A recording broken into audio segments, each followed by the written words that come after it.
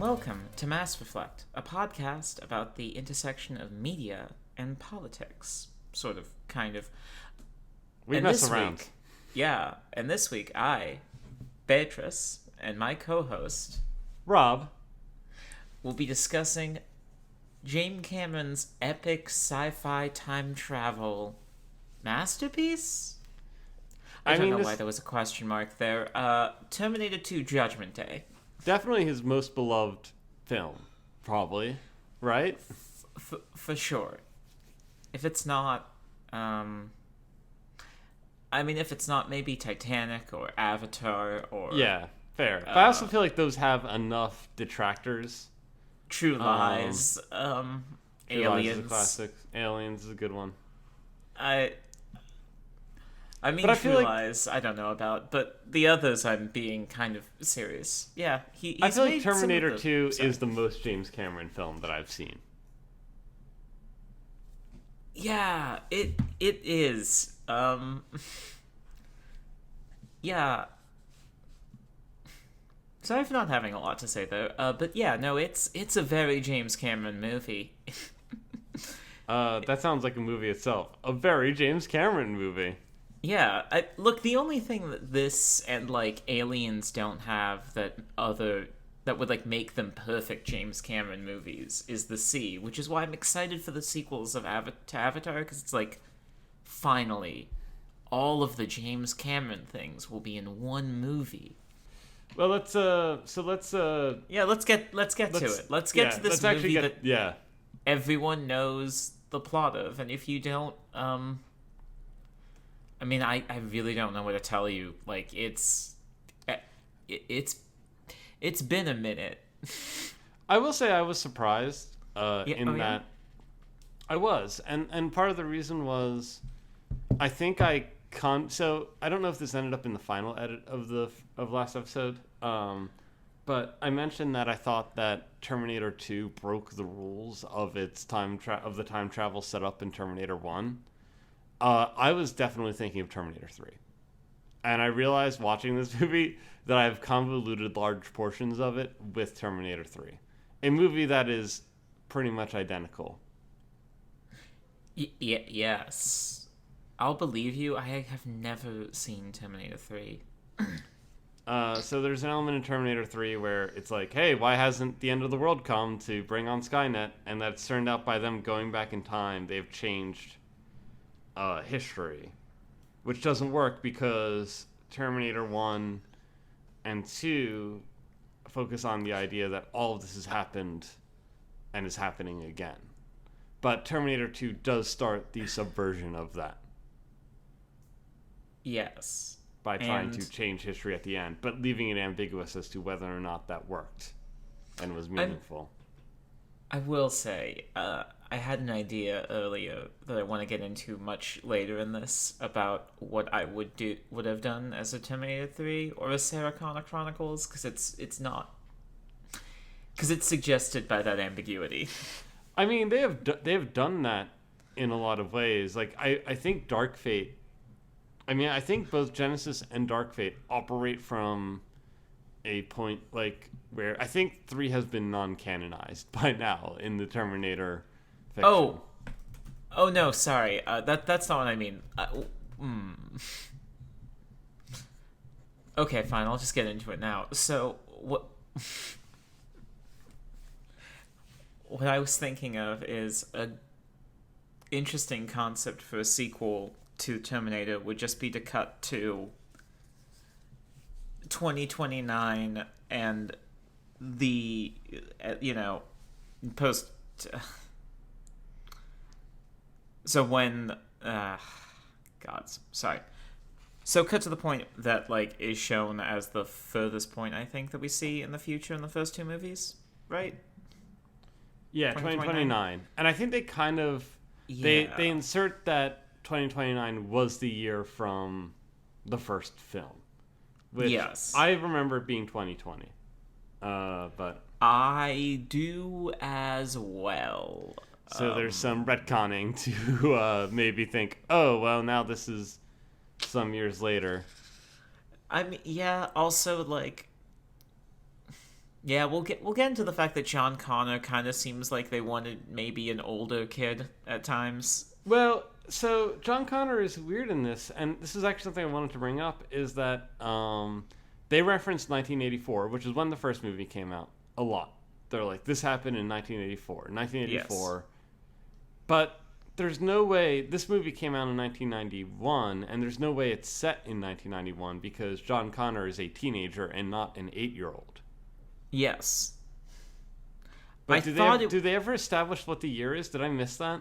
I thought that they established at a certain point John Connor's age, and I thought it was very young because like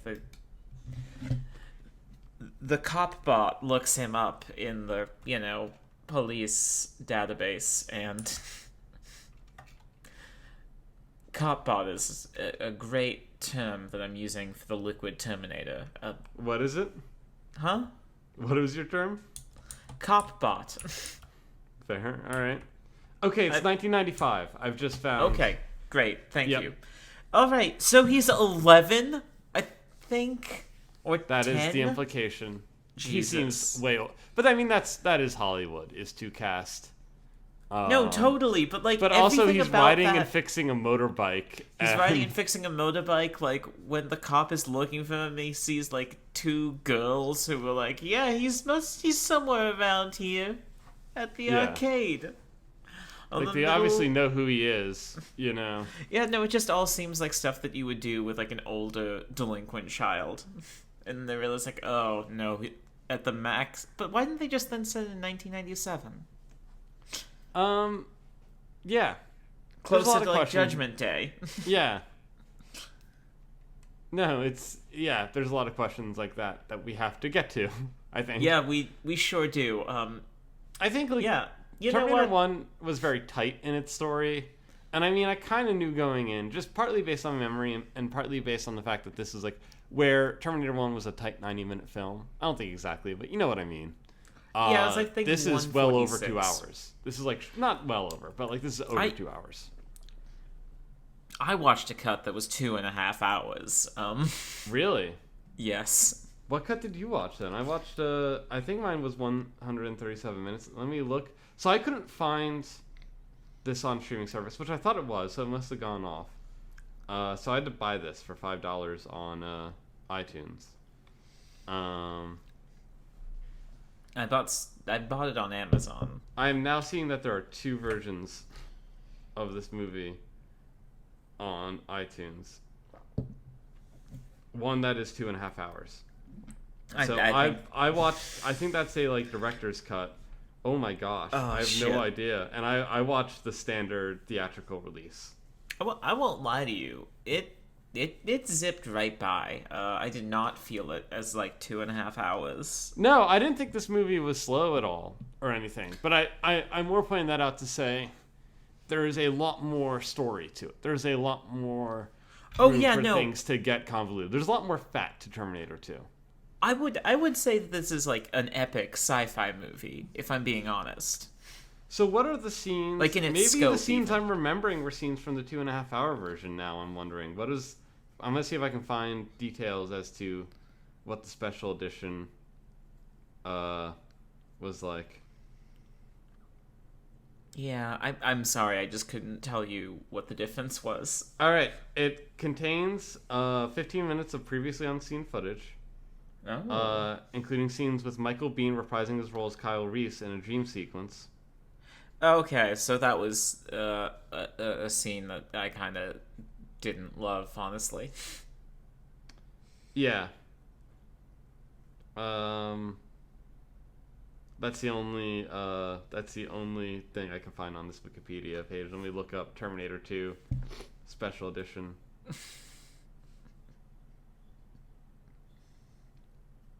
This is the level of research you get. I don't know. I leave this on you. To the lawsuit. No, I know.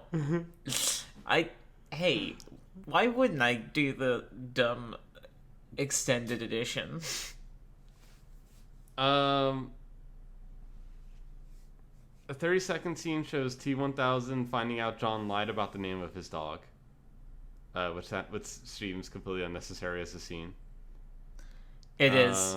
No, all of these things were stuff that were like fine, but did seem unnecessary. There's a scene where they deactivate the T800 in order to remove a chip that inhibits his ability to learn, which is apparently they ADR'd in a line about him already knowing how to make that fit.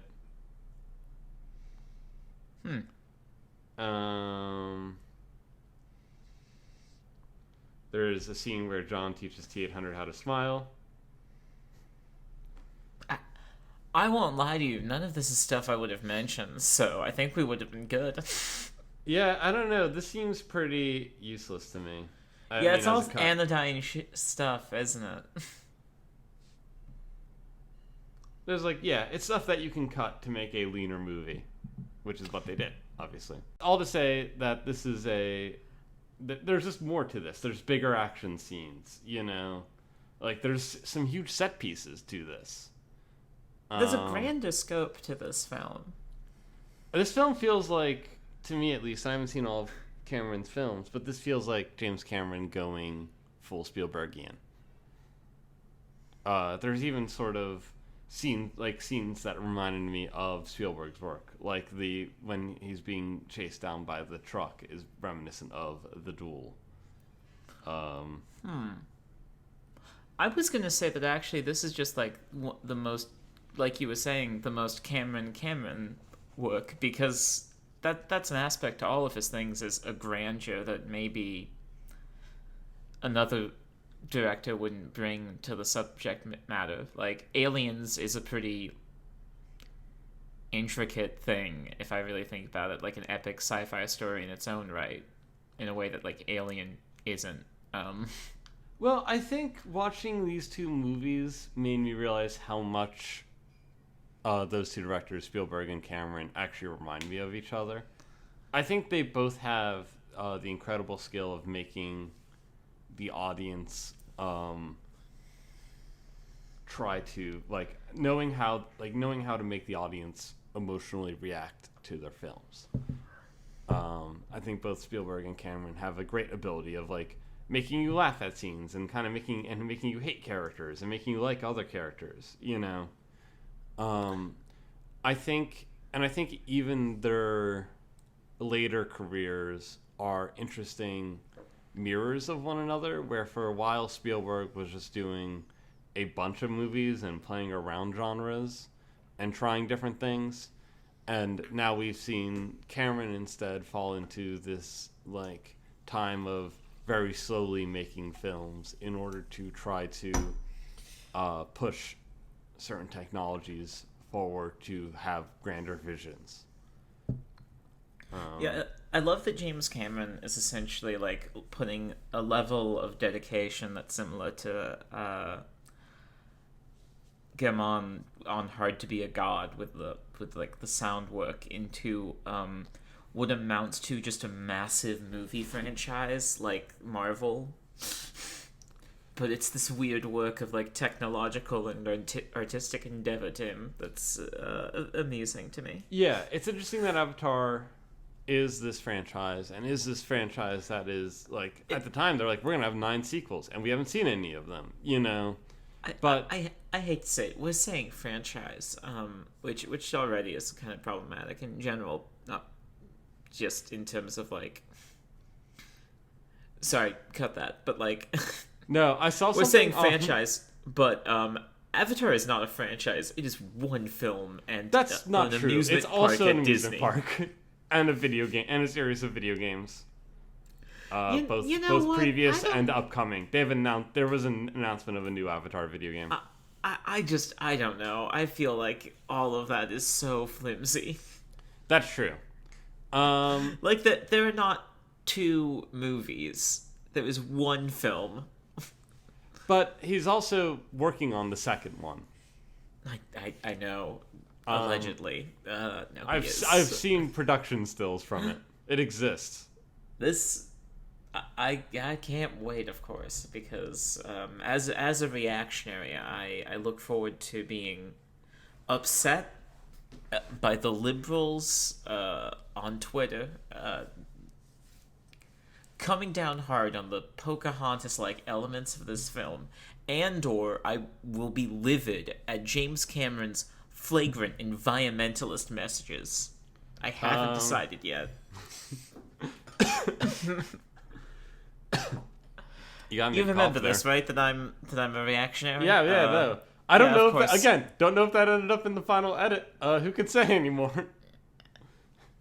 Well, you know what? That's great. Then I should give a bit of my history. I studied at the Claremont Institute under Professor Hubert Voorhees. Of course, Professor Voorhees. You know what? We'll get back to that later. My reactionary elements aside, we're talking about the film. But you're right. Here's the thing. I want to get us back on track with this. And here's the thing. Please do. You're right that like it is meant to be this larger, Disney owned intellectual property, but instead it continues to be an altruistic vision. That Cameron is going to take now 12 years to make the movie he wants to make. Even though, and like nobody can say, and like unlike every other film franchise in existence, like nobody can say anything to him because without him the dream doesn't happen. Yes. It's very interesting. It also does seem like the dream could totally happen without him, if we're honest. But right, but I think partly it's one of those things where it could happen without him, but much like Guardians of the Galaxy 3 could have happened without James Gunn, it won't. Yeah, it won't. They're gonna make it with James Gunn now. He can make epic sci-fi movies within his own franchises or others that tell grand, sweeping stories that fundamentally change the shape of those franchises. So he did it with Aliens. He did it with Terminator 2 Judgment Day, a movie that starts strong by Sarah Connor. But also poisons those film franchises by doing so. It's so weird because I feel like he poisons them not accidentally, but he does it by opening up the possibility, and then everyone who comes after him is like, oh, I can do something similar, right? No, you can't. Right. I can recapture the magic of the first thing. No, you can't. Oh, no. I mean, they've tried remaking Alien. They have tried remaking Aliens. They've even rehired the director to go off on his own weird direction with it. And it didn't work out, Yeah, it didn't work out at all. In both cases, because they also involved Cameron with the Dark Fate movie, and people didn't like that either. I don't even know much about the Dark Fate movie. I only know that people really didn't like it, and that the director of it totally hung the hat on James Cameron with that one.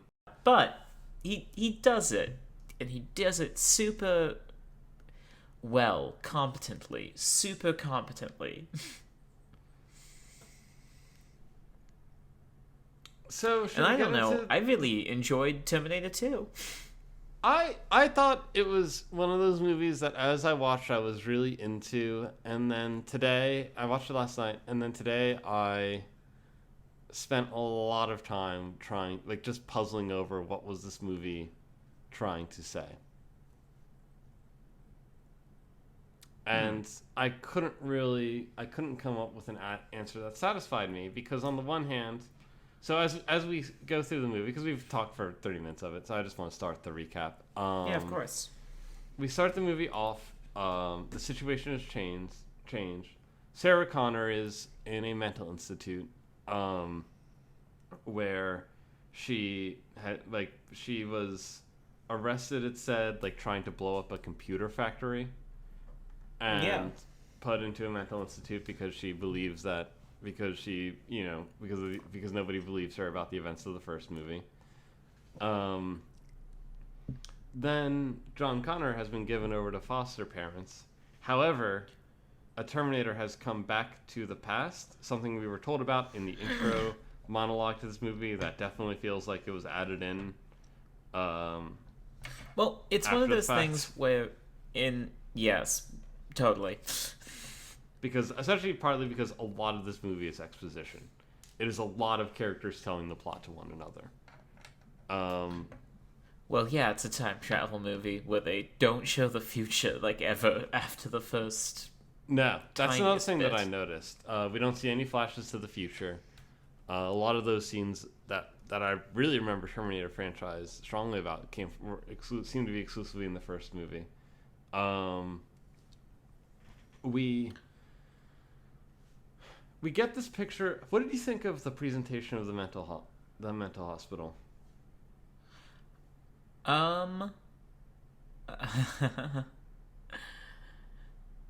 I liked the presentation of the mental hospital in some respects, mostly because of how I thought it tied into like the film's overall like concept of authority. So I guess this is where my understanding of this film started to break down. Because you're right, there is this questioning of authority. However, I think that this movie places that questioning of authority into strange, like that. It pins it on the people who are working at the mental hospital, where abuses like that take place and happen. But like, also there's no questioning of the police in this movie or their role in this movie. I thought the cops would deeply question this movie. Like, the T-1000 is literally a cop constantly at all times. Yes, I agree with that. But we also know that he is not a cop. We know that he is not a cop, but when we actually see cops, like, all they do are, like, you know who this guy is who killed all of the people. I know you say he's a Terminator, but, like, we don't believe that. But she doesn't say that to the detectives. The doctor says that. Yes. But when the detectives ask about the Terminator, she doesn't respond. I know. I was more just... I think that, like, the movie presents the police generally as well-meaning, if incompetent in face of the Terminator. In face of this otherworldly threat. I think it presents them and the psychiatrist as aspects of the same system, and it's a system that's just constantly failing Sarah Connor. They're not listening to her in any meaningful way. They are hostile to her at this point because they can't... Like, in the first movie, they're kind of presented sympathetically, I would argue. And in this movie, they've become relatively hostile to her. They're, like, questioning her in the mental hospital. They're not, like, being as considerate of her, and it's clearly because she's insane that they're allowed to do this, and it's because she's insane that the orderlies are allowed to do what they do, and that's why the doctor feels entitled to do what he does. Like, it's because she is in a marginalized status in this community, in this society, that she has I agree with that. Given the status. And like I don't think it is pinning that against the police. I don't think that is ever put on the police officers in this case. I guess I think it's reasonable to not believe what Sarah Connor is saying in that instance if there is no evidence to the contrary. like yes, but that points to a larger problem with our society, right? Like, even when you get mental health help, it's this terrible abusive thing. But again, it's the mental health help that is the terrible abusive thing. It's not the police officers that are the abusive thing. Yes, but they're not in any way agents of change, and the Terminator is associated only with them. Like, the cops, whenever you see them, are kind of scary. I don't know. Suck. I think it's more that they just suck. I don't think they're... And I think that it is that they suck in the face of the Terminator, which is usually what Cameron presents as, like, to put over the villain, to use... I don't know about that. No, they come in... The cops come in at the end to like, put a stop to their terrorism, and they gunned down Dyson. Yeah. Again, at the same time, these are people who have taken over this place through guns and have blown up stuff. Yeah, I know. Again, I just don't think that I agree with you and what you're saying as a general means, but I don't think the movie does the work on that. And well, what work do you need it to do? Because like what it's doing is showing the cops as the agents of the state, are very cool with Skynet and with essentially the destruction of the world. But the cops don't know about Skynet or the destruction. I know, but like that's not really the problem. But that's what you're saying as the thing. If you're gonna now say that that's not the problem, then I would pose it back, right? Like, what is it? Then what is it? What is the action that they take other than doing what police officers would not be unreasonable to do, to enter the times where authority becomes unreasonable is often when what the reaction that is happening outsizes the action that causes that reaction. But so far it's like our characters are also people who, like, our hero is someone who shoots anybody who he sees fit. You know, I don't see a difference between our Terminator, who is our hero, and our moral compass in this movie, oddly. Well, I guess John Connor is. Yeah, John Connor is the moral compass. The Terminator is not the moral compass. It's shown to be bad that the Terminator kills indiscriminately. But still shoots people. Kills is not the same thing as... But it's... Right, it's bad that the Terminator shoots people, but it's also okay that he shoots people who, in some instances, like... Oh no, like, the morality of that is ridiculous. And that's presented as, like, the charming, trust me, I've got this, when he says to John Connor at the end and goes and shoots all of the police officers in their kneecaps. Yeah. That is what happens. But I just don't think that any of this actually amounts to any... Like, I agree that it amounts to a message about, like, the dangers of mental health institutes. Well, I do not think it in any way questions the police officers, except, as you point out, to make the T-1000 look like a cop the whole time. But it's also... instead it shows how that character uses a place of authority and people don't question it. But I don't think that, again, speaks to the dangers of policing. But all of the existential dangers come from not oversteps of authority, but from executions of authority that's, like, semi-thoughtless. Like, the creation of Skynet is a state project, probably, or like that's ties not stated. Back to state agencies. No, they say it is a corporate project. It gets done as part of military contracts. Yes, but it is done by the corporation in this instance. That is explicitly stated. Okay, yeah, that's a distinction without a difference to me. Like, okay, it's a government-funded project by a corporation. I don't know, like, that's 6 of one, half dozen of the other. We, like, privatized our military contracting. We don't do that really in-house. Nice. Like, thanks. What? I'm just saying, like, that's what we do with military projects. That's how we develop them. I know. You don't have to tell me that. I understand that. But you're also saying that this is a state-run program, which it is not. Okay, that is not fine. True. It is explicitly stated that is not. So telling me that state-funded I'm wrong program. About this, I am so sorry. I apologize, Rob. I fucking fucked up. I'm sorry. It hurts my feelings to hear things like, well, that's a distinction without a difference. You know, like... Fine. Okay. Yeah, you're right. It's not. There's no difference. It means nothing. My whole point being that I don't think that this movie actually tackles policing in any meaningful way. Okay, I don't think it tackles policing. I think it tackles generally how locuses of authority aren't always to be trusted or inherently to be trusted.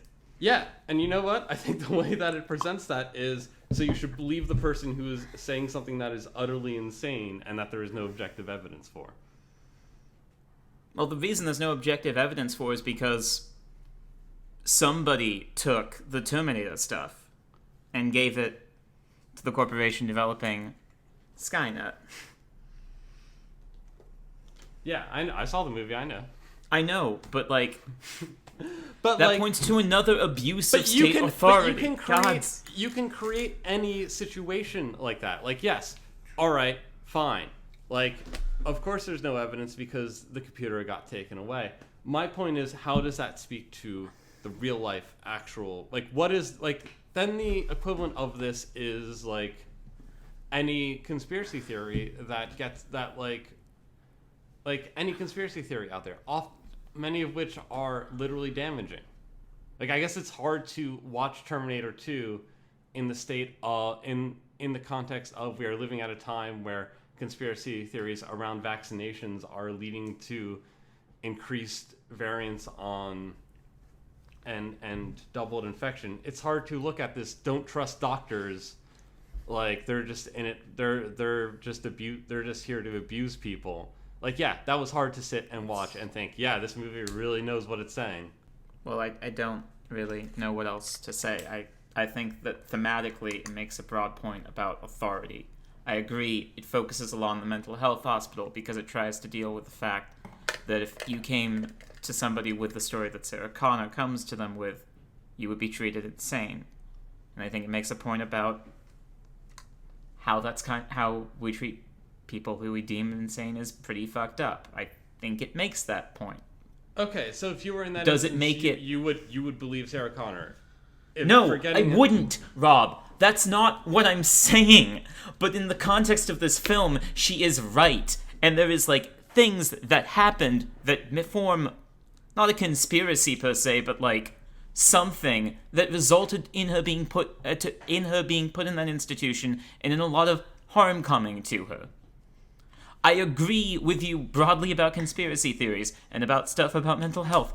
This is not what the film is saying, and the film can't really be but that is blamed for not addressing with. I think that it spends more time on that. It spends more time on that section of it than any other part of. Yes, because as you correctly address. I guess I just don't know what you want it to do then. What story do you want this movie to tell? I don't care what story this movie tells. I want this movie to have a clear message in what it tells, and I actually don't think it does. This is ultimately what I ended up leaving this movie thinking, was that I wasn't really sure what this movie was trying to say. Okay. And these are the reasons why. Because as I watched it, yes, there are these addresses of both corporate malfeasance. I somewhat question the police thing, but I do also recognize that by having the T-800 impersonate a cop, they're using that imagery, so I can agree with that. But I just don't know how any of that relates to what ends up being the central shift in this movie around the structure. Because ultimately what this movie ends up being, after we've rescued Sarah Connor, is a movie where she decides ultimately not to kill Dyson. And that is the decision which then leads them to actually solving the problem and coming to the solution of the movie, which is to go and destroy the offices where they keep the cybernetic chip, to blow up the cybernetic chip or drop it in molten lava. And that is ultimately where the message of this movie comes across.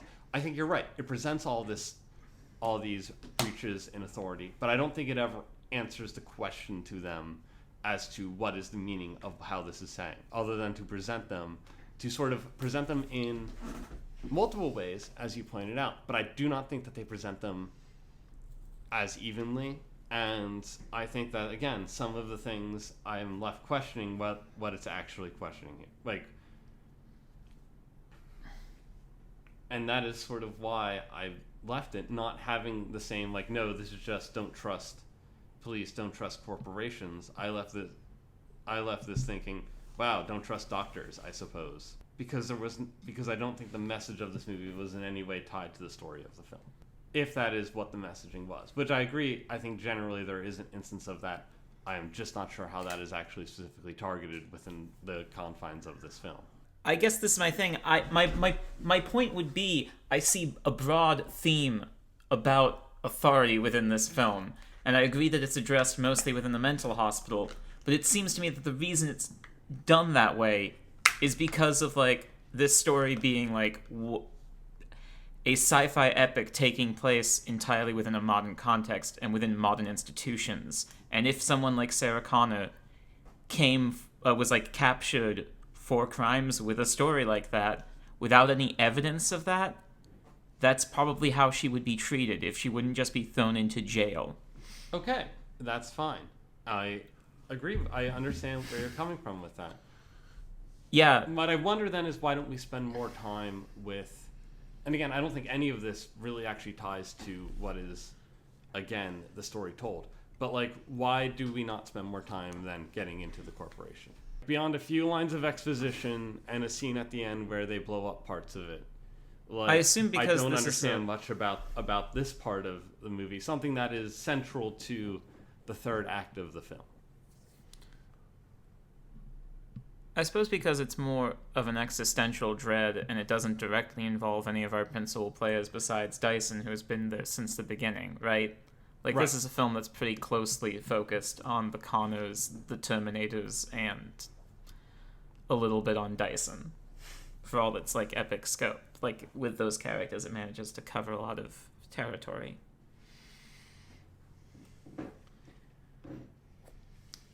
Okay. But then what ends up being the center sort of message of the film is that our character, like, what ends up happening is our character realizes that she has, like, allowed the trauma she's experienced to inform her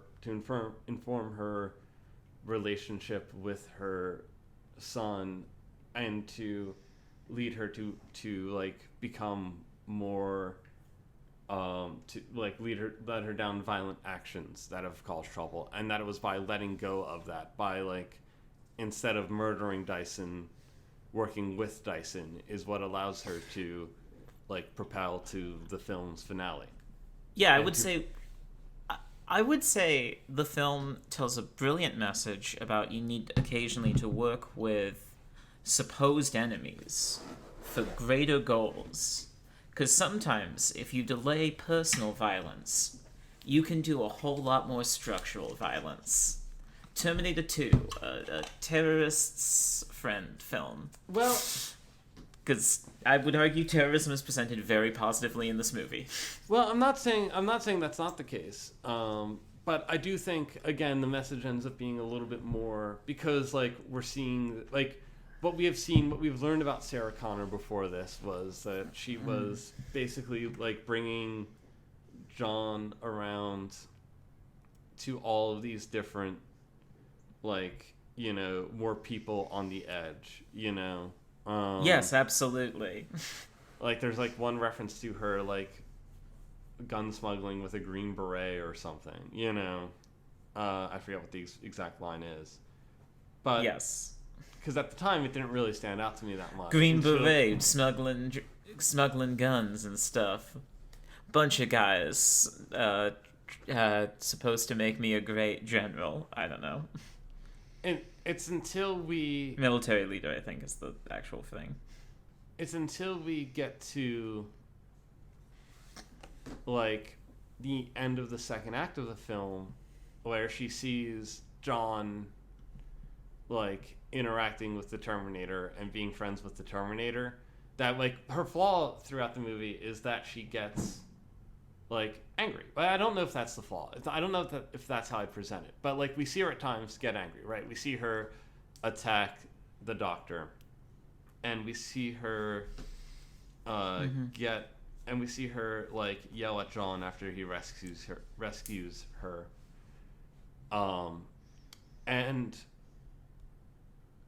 those times, in those instances, it's when the fear of what is about to come. So I think it's fear. I don't think it's actually anger. I think it is a trauma of what she's been through and the fear that she keeps living through.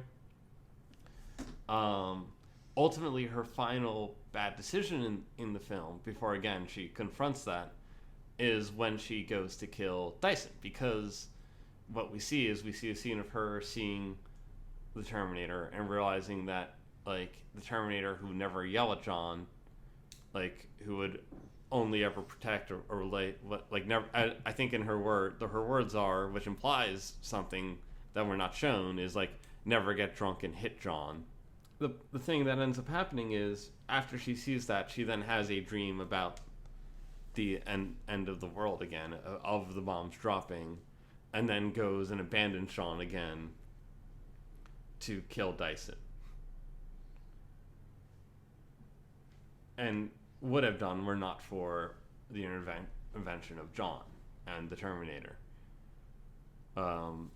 Yeah, because John is a great military leader, and so again he was like, "Mom, no." Yes. If we make him a collaborator, he can get us to some inside access, and then we can do more destruction. Don't you know anything about this? But again, I don't think that's actually the message. Like, that's not what is being conveyed by that.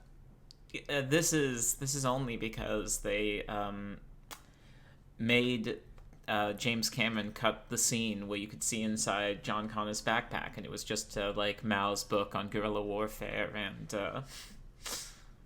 other various Che's like whole oeuvre. You know, it was a good collection of some strong guerrilla tactics. I'm joking here. That's not in the deleted scenes. No. Yeah, that's. I was like, man, I missed that one. Oh, I should have watched the special cut.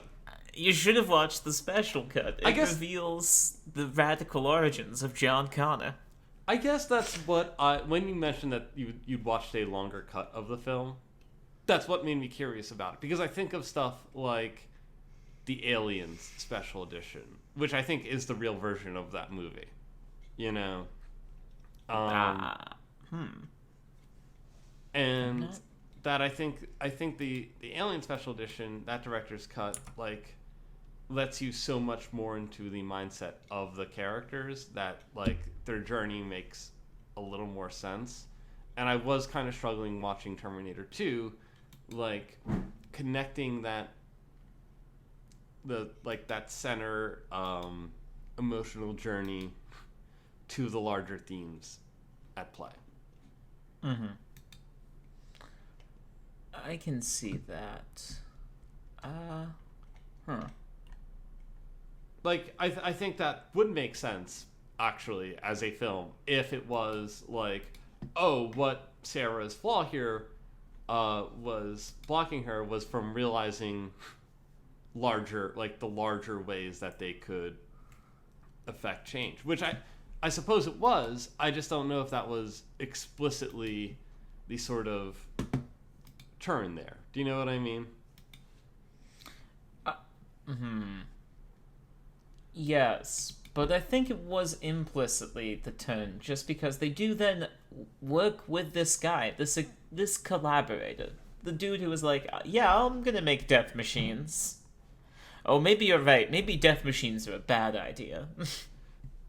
The other thing is, and I guess we found an evil robotic hand. I'm sorry, I do want to dwell on that. We found a robotic hand and I would have more questions about the robotic hand. And, you know, right? Like, there's one guy, he's like, hey, where did we find it? And Dyson's like, I was told not to ask questions. And if someone had told me that, I'd be like, bullshit, you're showing me a robotic hand. You owe me answers. You can't just show me you can't ask me to work on robotic hand without telling me about the robotic hand. We have to know about the robotic hand. Oh, absolutely. I'll just work on this. No, I'm just kidding. I have a million questions. Where do we find this? Oh, just in a factory. Oh, so it was, like, made by somebody? No, it was crushed. There's a really advanced computer chip. Okay. Time travel's involved. I mean, you wouldn't necessarily know that just finding it. Maybe it's aliens. But they know because it's implied that, like, Sarah's defense didn't work because they couldn't find the remnants of the robot. So the company recognizes that there is time travel involved in here. Dyson doesn't, because Dyson didn't ask questions. But it is implied that the company knows, like, probably knows Sarah's story. Whether they believe her is not explicitly stated. but obviously they're willing to work on it, so they believe it to a certain extent. They've heard the explanation, and there's probably no other explanation, and they don't want people to ask about it. If it was just, hey, we found this, that'd be one thing. That'd still, like, give you a bunch of questions, but they explicitly say, don't ask about it. Yeah, they sure do say don't ask about it. So don't ask about it. Yeah. Why are you trying to ask about it now? Well, you have to know about the robotic hands. Why do you need to know? You don't need to know anything about the robotic hand. That's just for me and Mr. Dyson to know about. And Mr. Dyson doesn't know about it because he doesn't have clearance. So it's just for me, Old Man Jenkins, the main character of the special edition. I guess, like, so that's what I was wanting. Like, I want the thing that sort of that brings A to C on this one. Do you know what I need a little bit of B here? And I guess when you mentioned their special edition, I was like, are we gonna have the scene where, like, we just have the guy in the suit be like, yes, no, we believe you, but it's the only reasonable explanation now that we've seen the chip. But, like, I want that beach house. You need a colonel from Akira, right? Yeah. I need the parlor scene of, or not the parlor scene. I need the Room 101 scene, from 1984. You know. Yeah, you need the moment when they flip to Himeko in The Handmaiden. To answer an earlier question of yours of what I would want changed about the story, to sort of make that messaging work more, I guess I would have wanted to have seen more work. I would have wanted to have seen as much attention done on the police, because I do think it is interesting, like, how the T-1000 gets through so many doors and so many hurdles just by wearing a police officer's uniform. And I do think it is interesting that even when it's actually not necessary for the T-1000 to need that appearance anymore, it sticks to it. I just would have liked to have seen, like, I would have liked to have seen scenes that maybe more closely make that connection. And I would have liked to have seen more time with the corporation than characters expositing to each other about it. Because we don't get exposition about the other things.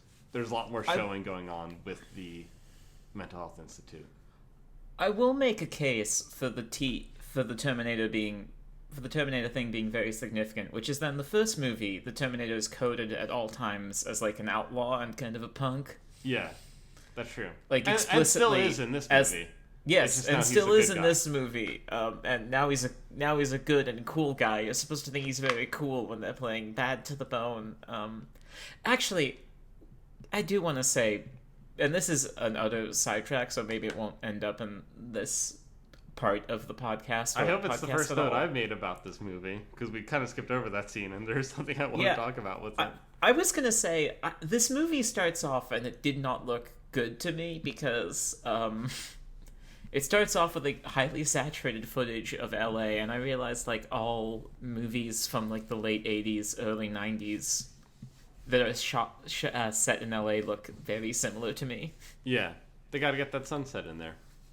It's not even the sunset. It's like this mid-afternoon, like, haze that is in all of them. Oh, that's like, that's the smog, the pollution smog. Yeah, I know. It's just like, it on film, it, like, makes it seem very weirdly fake and, like, yeah, that shot was weird. What I love about it, though, is that not love about it. What it made me think of, though, was Falling Down. I realized, which is not a good movie. Anyways, it was one of the things that, and following that is where we get our first scene of the future, where we see John Connor, fighting the war against the robots. And it's something that I keep questioning with, or, like, not questioning. It was, when we watched the first film, like, one of my disappointments was knowing the conceit from having seen it before and having seen, like, the sequels to it before I'd ever seen the original, because the twist of everything is so good. And actually, I think one of the problems with Terminator, if I think, well, I don't think it's a problem because I think the movie works. I don't think the movie's going for this really, but like something that I would maybe do if I was writing a thriller of that style, or if I was writing a Philip K. Dick story of that style. Yes. Is Philip K. Dick would do this. Philip K. Dick would write that story in a way where you're not sure if Kyle was really from the future or not, and it would let you sit with the ambiguity of that even more. Except that, like, multiple times they cut back to the future to show you the future, and by showing it, it explicitly states that it's real. Yes. And it makes sense that they don't do that because they also need to make sure the Terminator is as frightening as possible, so they want you to know what it is. But that is a way that they could have played that movie, I think. And this movie really wants even less ambiguity around that stuff because we start with an explanation of that. And after that first scene of like the explanation of what the story will be, I actually looked up the original theatrical trailer for this movie to see if audience members would know going in that the Terminator was the good guy this time. And the answer is yes. It is stated in the trailer that Arnold Schwarzenegger is the good Terminator and that there's a bad Terminator. Speaking of, there was a recent film that included a character explaining their moral view of the universe as there are good Terminators and bad Terminators. Yes, I thought about that movie as well.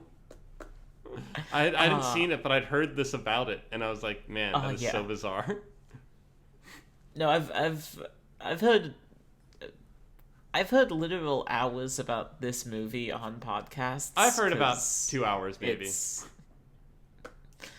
Ooh. I heard about it through Bad Movie Podcast. I forget what it's called. But yeah, there's a scene in that where like where the woman says, "This is, Terminator," and I guess that was also on my mind as I watched it and saw how it questioned authorities. That it's easy to think about a movie like this, as seminal of a film as it was, as like, well, what are the actual long-term messages of how does this play out after this film? Like, I don't think James Cameron, from what I know about James Cameron, him being someone who's very into science himself, I don't think James Cameron is here being like, yeah, don't get vaccinated, people. But I do think people can watch this movie and take that away from it. And I do think that ends up being, like, the legacy of it to a certain extent. Is that you see it in a movie about, like, how West Coast elites don't understand the problems of, people from the South. And their moral compass is a movie like Terminator 2, which says to trust no authority, and how in each of us there are two Terminators. And there's a good Terminator and a bad Terminator. And the Terminator that wins is the one that you choose to give John Connor to, I suppose. Yeah, so the one that will kill him and ensure the machine uprising. That's what I believe in. Which is I question whether it was right for them to stop the machines, because in the first Terminator, the machines are about to lose and John Connor is going to win. So the implication is that the thing that'll come after that is the new world. And it's the question of like whether at the end of the film, by prolonging this, are we actually solving it? And I think another thing that this movie maybe misses with me is that it's left ambiguous whether like all of the actions of the third act actually lead to the war never happening. Yeah. This is where my take on Terminator 3 comes in. So instead of like whatever the heck happened in Terminator 3, the real one, I think there was a female Terminator whose boobs grew. I remember there being a female Terminator. I am fairly certain her boobs do grow, but I'd forgotten that until you said that. Yeah, I bet that was some dumb stuff insisted on by somebody. Anyways. I don't believe Cameron was involved in that film. Yes, but I don't think he directed it, which... Oh, I didn't know if he was involved at all. Let's look this up. Oh, I don't think... I didn't think he was, but maybe he is. Oh. Yeah, you should do that now that I'm thinking of it. He is not listed as a producer. Well then, Terminator 3. Or a writer. Non-canon. Yeah, from what I can tell, he is not credited. Not even in the thanks, which seems crazy to me. No thanks to you, James Cameron. You're responsible only for that Harlan Ellison lawsuit. I was supposed to look that up. Anyways, a lot of research that should have happened going into this film, but that's not our style. Nope. It needs to become it for me, but that's another day's problem. Not right now. Right now, I just want to say, Sarah. It's 2029. Sarah Connor is like leading this weird anti-technology environmentalist cult army. I'm just gonna say the middle of either Idaho or Maine, and like constantly expecting the machine uprising to take place. John Connor is like the Kwisatz Haderach of this new religion. I don't think, for me, I just don't think these movies need sequels. I think we could have done. Oh no, it doesn't need a sequel. But if you need it, if you need to do it, or if, like me, you're just thought of an idea and are gonna write a short story with the numbers filed off, so you know what? Cut all of that. Yeah. I'll leave that one to you. Yeah, that's me. Sarah Connor Chronicles, but it's about a person who's maybe unreliable at this point. and her terrorist army. Well, I guess the thing is, yeah, I guess that's the thing, right? Is ultimately this goes one way or the other. For me, I think that like I left Terminator 2. I was like, I think it is a very well-made film. I think James Cameron is a great filmmaker. I just left this after feeling so high on Terminator. When we watched it, like I left Terminator 2 just being like, yeah, I think that was really well made, but I don't know if I actually really liked it as a movie. Yeah. What was your takeaway from it? I quite enjoyed Terminator 2 Judgment Day. I had a fun time. I don't really know what else to say. All right. Yep. Well, it's getting a little late, so I have to actually run in a little bit. Shall we call it for today? Yeah, that sounds good. I'm still kind of worn out from yesterday, but that's neither here nor there. Fair. All right. Well, yep. This has been Mass Reflect, and guess what? Next episode, we're getting back to Mass Effect. Oh, hell yes. I've not played this game in months. Let's go. Me neither. I've been living a full life not playing Mass Effect 2. Now it's time to break that. Now it's time to live a fuller, richer life and play only Mass Effect 2. No other video games for a while. For me, I'm guessing for you there might be some. I've been playing a lot of other games, and yeah, I play a lot of games. Also, I got a PlayStation 5, so I'm playing that Demon's Souls.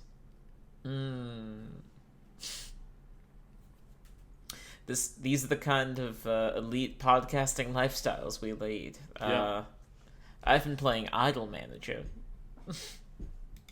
That's one of those idle games where you just click stuff, right? No, it's a weird management sim where I'm trying to make money while managing a team of idols. It seems to be impossible. All right. Yeah. Not what I expected. There we go. Yeah. All right. Well, see y'all next episode. Yeah, see you all next episode. Bye. Bye.